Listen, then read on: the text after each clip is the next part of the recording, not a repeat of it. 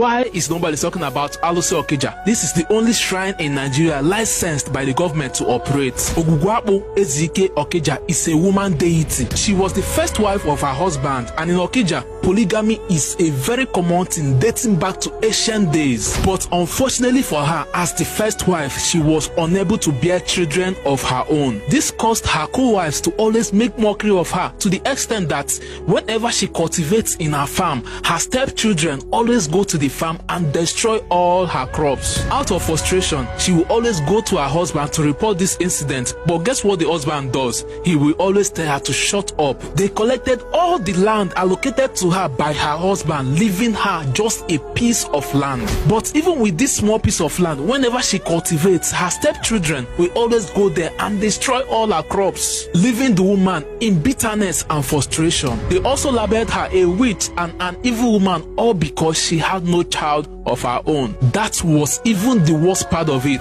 But in reality, the woman was actually a white witch, which is not evil. She was the kind that always stays on her own without looking for anyone's trouble. For years, she kept enduring this evil treatment meted on her by her co-wives and family. They kept calling her wicked despite the fact that she was not evil. This went on for a very long time until one day she decided to report to the kinsmen for them to intervene. But guess what the kinsmen did? They all turned their back against her and told her she was only jealous because she had no child of her own. Then she also went ahead to report this issue to the whole village. But guess what the whole community did? They called her a jealous barren woman who could not have a child of her own, and that she was just reporting her co-wives and family out of jealousy and frustration. They all went against her. Due to this, she didn't know how to convince them that it was her stepchildren that kept destroying her crops in the farm. She then suggested that she would go to the farm and bring a stem of the cassava so that the stepchildren will swear with the cassava and prove their innocence. They all agreed. She then went to the farm, plucked the stem of a cassava and gave it to her stepchildren to swear with it.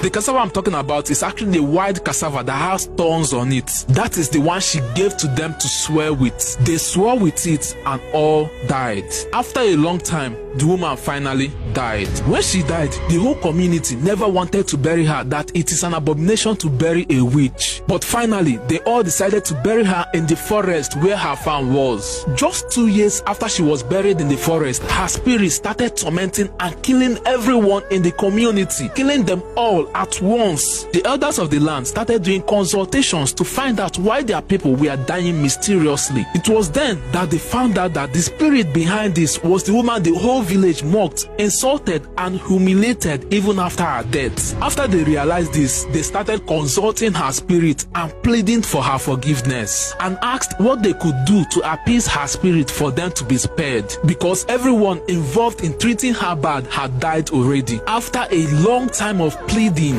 that was when the spirit finally agreed that before she will forgive the whole community, they must sacrifice a virgin. In those days, human sacrifice was a common thing. The whole village agreed and sacrificed a virgin as a ritual to appease her. After the virgin was sacrificed, she also demanded that before she would fully forgive them, that the whole village must agree that she will be the mother of Ezike community. Because they had no choice, they all agreed.